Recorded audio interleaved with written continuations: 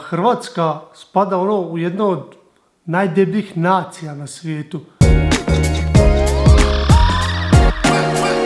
A taj menadžment je najbitnija stvar. Mi smo samo jednostavno lijeni. Pazite ovo, čitam ja sinoć članak. Hrvatska spada u jedno od najdebljih nacija na svijetu. Znači 40% je ugroženo pretilo i ljudi u Hrvatskoj. Je to moguće. Kaže 60% ljudi je pretilo u Hrvatskoj. Pa ja ne mogu vjerovati da uopće tako nešto može se desiti. Da je 60% pretilih ljudi. I to nije sad trend, zadnjih godinu dana ili ne znam, od kakve korone. Nego išao sam malo poručavati, sad kad sam čitao članak, pa pročitati malo više. To su već neko vrijeme, nije to sad od jučer, mi smo debeli. Mi Hrvati smo debeli narod. Nije to samo stvar debljine. Mi smo lijeni. Kak je to povezano? Imamo lagano prat auto, 7 sati je, ujutro dan počinje, prije što idemo na posao, neka je magla vani, naravno standardno, već mjesec dana. Mjesec dana već traje ova magla, ujutro, navečer, dan, noć, sve živo, nije više to normalno.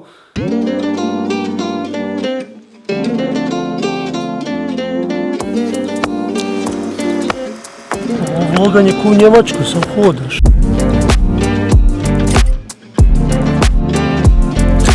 Sedam sati meni je dan poprilično ispunjen svaki dan. Posao, obitelj, dobro, nebitno. Došao sam ujutro prat auto jer ne stigne se drugačije, jer kad krene radi dan oko 8, pola 9, jednostavno to je cijeli dan radiš, pokušavaš taj menadžment je najbitnija stvar koju trenutno treba naučiti, treba se baviti s tim. Da, vrijeme je jedino što resurs na svijetu koji imamo ograničeno i doslovno ograničeno i trebamo ga koristiti najbolje što možemo na način na koji najbolje možemo kako bi naš dan bio cijeli ispunjen. Meni uopće nije jasno kako ljudi sjede na Instagramu i onda napišu kao pošalji mi poruku, postavi pitanje, dosadno mi takih je more ljudi, ali doslovno mogli bi cijelu naciju imati dosadnih ljudi kojima je dosadno i koji ne znaju šta da rade i meni to uopće nije jasno kako, ja ne znam kada imam vremena sjedim i da mi bude dosadno i ne želim uopće da mi bude na jednom trenutku meni je sad dosadno, uvijek ćemo naći nečim čim ćemo se baviti jer dosada i ljenost je to što nas je dovelo da smo najdeblji narod na svijetu.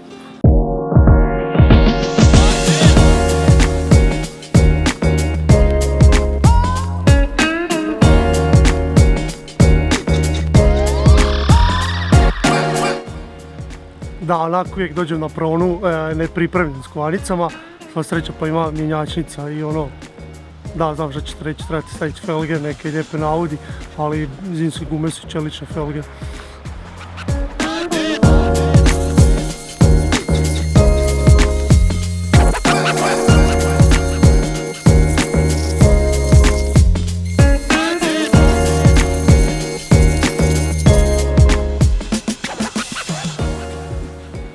Ne tako, idemo ga do kuće obrisati jer crni auto, ako ga ne obrišeš, ko da ga nisi ni prav. Pa si ti ovu travu ovdje, znači sredina 11. mjeseca, to i dalje raste nevjerovatno, znači 14.11. Vi kad gledate, ovo najvjerojatnije 15. ali i dalje. A ništa, idemo pokositi.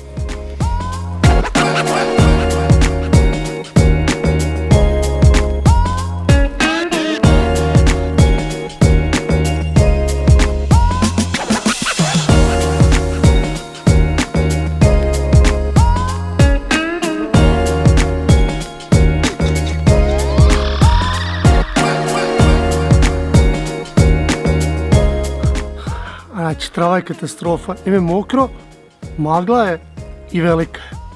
Dobro, možda sam ipak trebao možda i prije malo pokositi nego sad čekat ovo. Ali onak, kad budem čekao proljeće da se trava osuši, bit će ovak do ovdje. Tu negdje do kraja ograde. I onda je tek neću moći pokositi. Tako da, tako je kako je, ko mi kriv kad sam bio ljen. Pa sad moram ići kositi travu. U 11. mjesecu. A eto.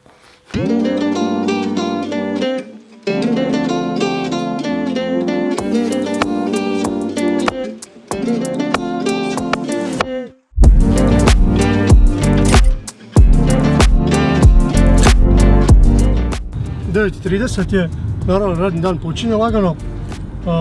Ja sam uspio ujutro oprati auto, pokositi travu, pogledat par mailova, pregledat šta danas naravno ima za radit. I to je tek do 9:30. A kakve veze sad to ima sa debelim ljudima što smo počeli pričati na početku? Ima sa time managementom kao najbitniju stvari, već to ne možeš jednostavno dovoljno puta ponoviti da time management je najbitnija stvar koju trebate naučiti handlat što ranije, što prije i što bolje. Naravno, nije ne handlam to baš najbolje, ali trudim se i mislim da svoju produktivnost pokušavam dovesti do maksimuma. Nekad bolje, nekad lošije, ali trudim se. Kakve to veze ima s debelim ljudima? Mislim da pretilost u Hrvatskoj nije generalno problem toga što su sad ljudi debeli pa genetski, ne znam ti nija šta. Je, naravno ima i to problema da ljudi imaju predispozicije, genetske predispozicije da budu debeli ili jednostavno ima problem sa ljenosti. Ljenost je lošim upravljanjem vremenom. Znači kad mi kažu, ja ne stignem ići na trening, ne stignem napraviti to, ne stignem ja radim. A da, ja radim 8-10 sati dnevno i to bez klasičnog radnog vremena, znači nema radim od 7 do 3 ili 8 do 4 i gotovo radno vrijeme.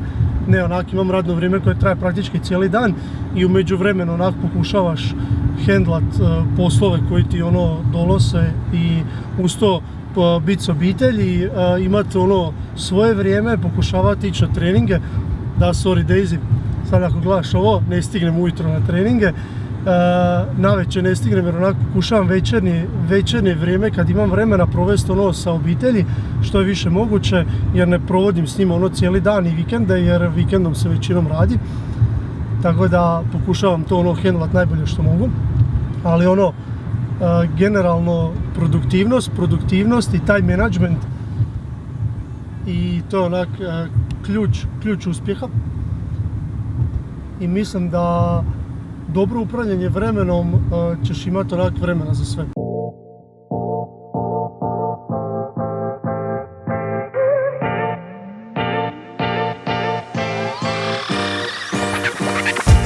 Kažu da nije problem što mi kao nemamo vremena i što nam je kratak život, nek jednostavno ne upravljamo dobro vremenom.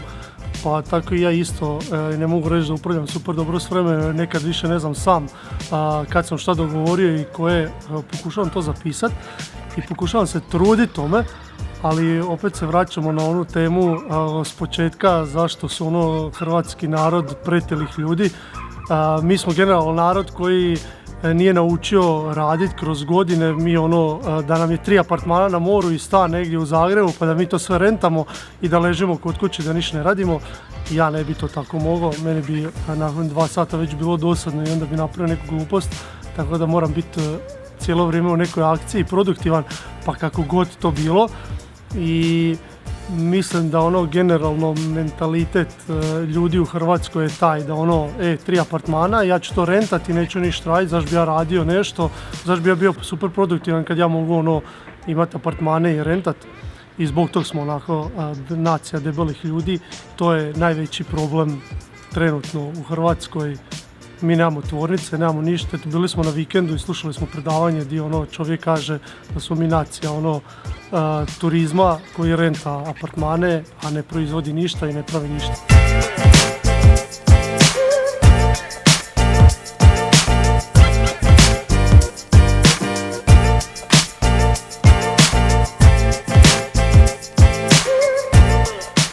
Vrijeme je najvrijedniji resurs koji ja sad u ovom trenutku života imam i mogu imati. Zašto to mene sad posebno dira, to čitanje članka debeli ljudi? Mislim da smo svi tu na ovom svijetu kako bi postigli nešto u nekom trenutku života i ostavili neki utisak svoj dok živimo. Na kraju svi završimo na istom mjestu, svi kraj, cilj je svima isti. Svi završimo na istom mjestu, samo je pitanje šta smo postigli, koliko smo doprinijeli za vrijeme života. Posao, pravljenje stvari i provođenje vrijeme s obitelji je ono što sad trenutno ja želim potrošiti svoje vrijeme i što mislim da je onak najbitnija stvar na kojoj se može potrošiti vrijeme. I zašto je mene to dira, nacija debelih ljudi, mislim da mi smo samo jednostavno ljeni i debeli ljudi, dobit ćete kolesterol, dobit ćete bolest, imat ćete mast, umrijet ćete prije, nećete ostaviti svoj utisak na ovaj svijet. I cijeli život, većina ljudi debelih je nezadovoljna svojim izgledom i mogućnostima šta mogu u životu. Zato ljudi, nemojte biti ljeni i trgnite se u svom životu, jer vrijeme koje imamo je sad ovdje i to je jedini resurs koji imamo na svijetu.